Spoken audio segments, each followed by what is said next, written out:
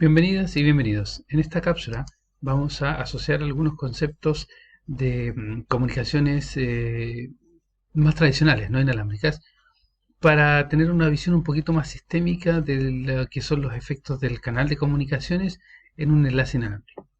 Para eso entonces, lo primero que vamos a recordar es que, al igual que las comunicaciones más tradicionales, digamos cableadas, en un sistema inalámbrico, el diagrama en bloque, tanto del transmisor como el del receptor, básicamente no cambia mucho, ¿ya? Digamos que es igual en el sentido de que, por el hecho de que estar ahora las comunicaciones van por el aire, es absolutamente necesario, y a veces es obligación, tener cifrado en el canal, ¿ya? Por eso es que vemos también aquí la parte de la clave en la comunicación. Pero el resto de las cosas son exactamente las mismas que en un canal con cable, ¿ya? Tenemos todo lo que es la parte de codificación de fuente, codificación de canal, modulación y después viene el sistema de transmisión. Recordando un poco, nosotros lo que hacemos en comunicaciones es modular utilizando básicamente tres parámetros: la amplitud, la frecuencia y la fase. Cuando modulamos en esos parámetros de ahí, entonces nosotros generamos distintos tipos de modulación y lo que estamos haciendo es codificar la información en ya sea la amplitud, la frecuencia o la fase para obtener modulación de amplitud, modulación de fase y modulación de frecuencia. Recordando un poco el esquema de comunicación clásico que también se utiliza en comunicaciones inalámbricas, es que nosotros tenemos una señal en banda base, que tiene una representación fasorial compleja, y de la cual nosotros siempre hablábamos de que había un canal en fase, ya el canal I, y el canal en cuadratura, o canal Q. ¿Ya? Y el canal en fase estaba relacionado con el coseno de la frecuencia de la carrier, y el canal en cuadratura estaba relacionado con el seno de la señal en cuadratura.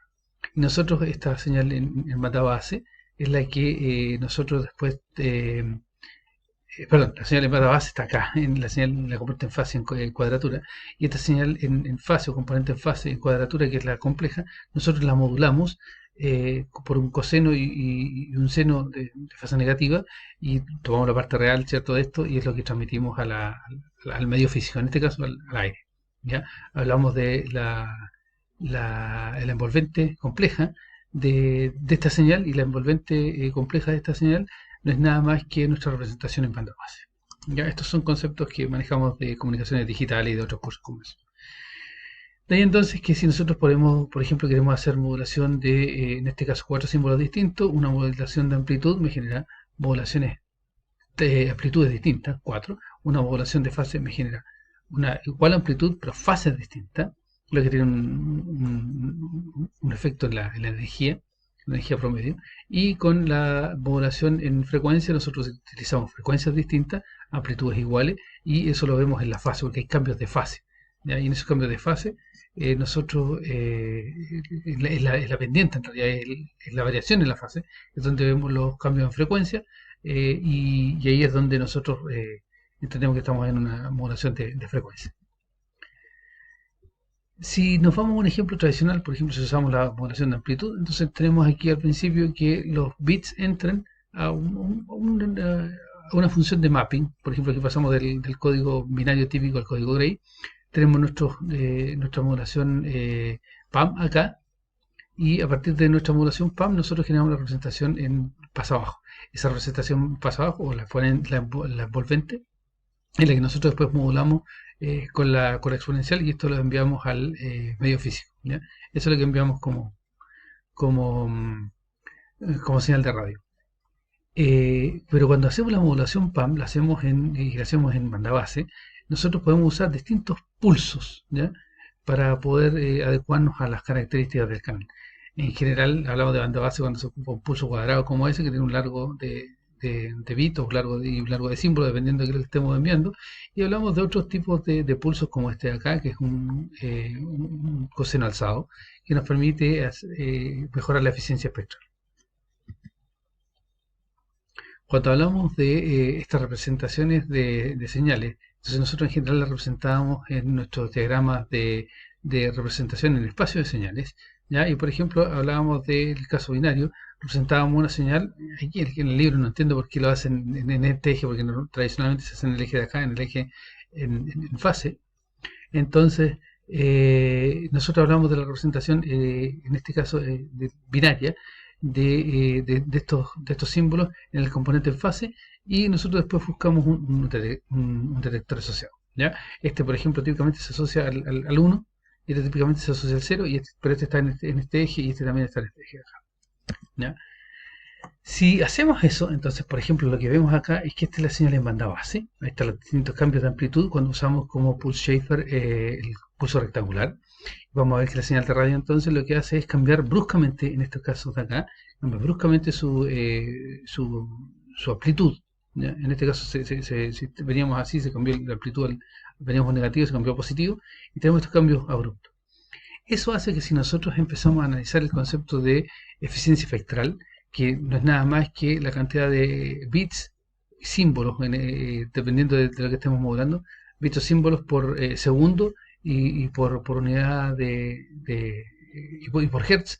Entonces nosotros vamos a ver que cuando usamos los pulsos rectangulares, nuestra eficiencia, para el caso binario, espectral es alrededor de 0.6, digamos, bits por segundo por hertz. ¿Ya? Eso es cuando consideramos la integral de esto con el 90% de la energía ocupada. Aquí está, y ahora debería entender un poquito mejor el concepto de eficiencia espectral, en el sentido de que si ahora considero el 99% de la energía de este pulso que yo transmito, entonces nuestra eficiencia espectral decae muchísimo a 0,05 bits por segundo por hertz.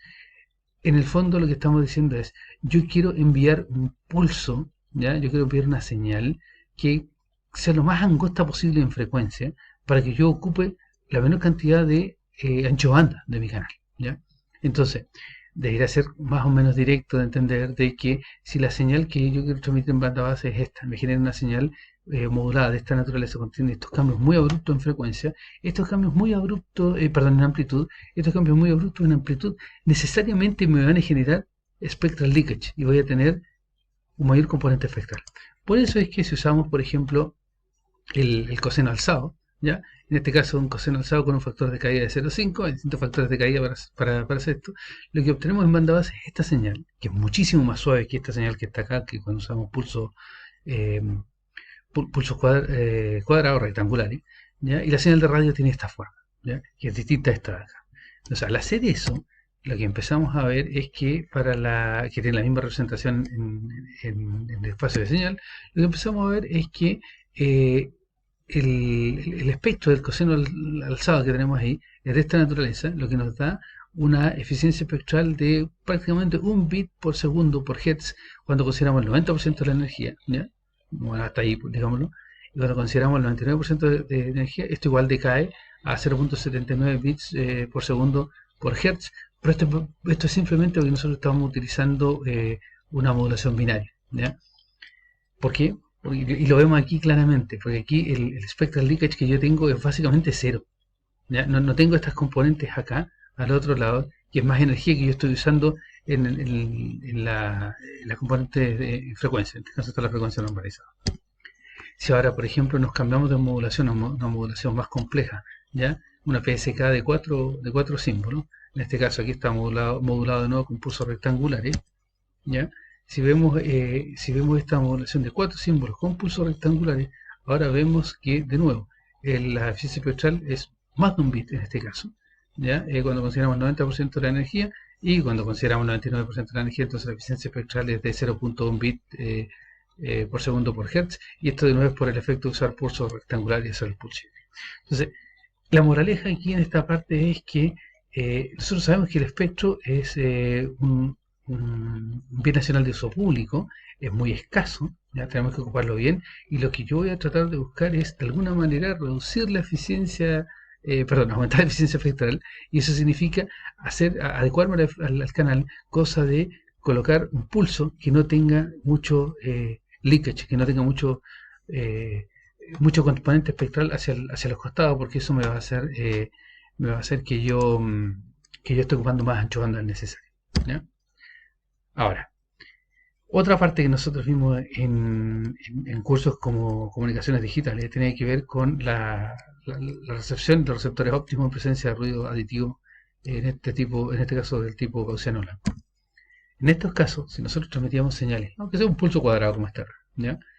Y las pasamos por este canal con ruido aditivo, lo que me iba a hacer es que esta señal se va a distorsionar un poquito producto del ruido, distorsionar en el sentido de que iba a aparecer así, de esta naturaleza cuando yo transmitía esta y de esta naturaleza cuando yo transmitía la de abajo.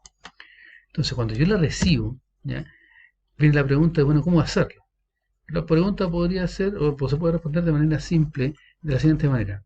Esta señal de acá, que yo recibo, ¿a cuál se parece más? A la que, de mis señales ideales que tengo, ¿a esa o a esa? Como ser humano yo puedo decir fácilmente que se parece más a la de abajo. Por lo tanto, yo lo que anuncio es hacer un 0, porque hago que el detector eh, o ejecute alguna operación matemática para que me lo detecte. Por ejemplo, podría hacer la correlación entre esta señal y esa, la correlación entre esta señal y me va a dar que la correlación más alta es con esta de abajo y obtengo el resultado. Ahí está el detector basado o de modulador basado en correlación, está el basado en match filtering o lo que quieran, pero en el fondo ese es el tema, esa es la misma forma de hacerlo. Otra forma también súper intuitiva de hacer esto es, bueno, tomemos nuestra señal ideal, ¿ya? Los dos templates, tomemos la que recibimos, restémosla, ¿ya? Y aquella, e integremos el resto. Aquella que tenga una menor energía en la diferencia, esa va a ser en el fondo la señal que yo transmití, porque quiere decir que la que yo recibí se parece más al template que tengo. Y esta es la operación que tengo ahí, ¿ya? En el fondo lo que tengo aquí es la distancia de la señal que yo recibí a mi template de señal que está acá. Y que es el concepto de ¿cómo se llama? De espacio de señales, no es nada más que eso, ¿ya? Entonces eso me hace que yo tenga las típicas fronteras de decisión. Aquí está correctamente etiquetado como en la componente en fase, ¿ya? Aquí tenemos por ejemplo el 0 y el 1, mi frontera de decisión está acá. Cuando tenemos una modulación del tipo ortogonal, donde tenemos la componente en fase y en cuadratura, por ejemplo, mi frontera de decisión está acá, ¿ya? Y cuando el ruido es aditivo, gaussiano y blanco, entonces yo tengo que a cada una de las componentes, tanto la parte en fase como en la cuadratura, se me, se me ve perturbada por un ruido complejo gaussiano, ¿ya? Y ahí la frontera de decisión viene dada por esta región de acá, y esto es lo que yo voy a utilizar como detector. Ahora, la figura de mérito más importante que viene acá es el bit error rate, ¿ya? O es la probabilidad de error. Y por ejemplo, lo que vemos acá es que, recapitulando un poco lo de comunicaciones digitales, es que a medida que yo aumento la complejidad de mi modulación, tengo más símbolos en este caso, el bit error rate empieza a aumentar, producto de la complejidad de tratar de diferenciar entre estos 16 u 8 símbolos que están acá, ¿ya? Ahora, esto se ve en estas curvas de acá, y estas son las curvas típicas o clásicas de bit error rate. Por ejemplo, tenemos una PAM de 2 o una QAM de 4 acá, ¿ya? Están básicamente una encima de la otra.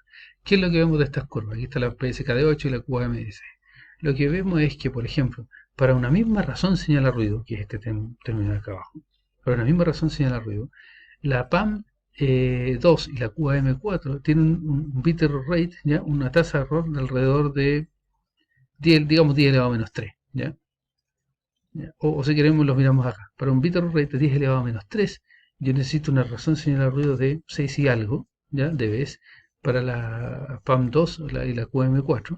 En cambio, para el mismo nivel de desempeño, yo necesito una razón señalar ruido mucho más alta, que es del orden de los 11 dB, ¿ya? Y para el caso de 16 QM necesito alrededor de los 14 dB.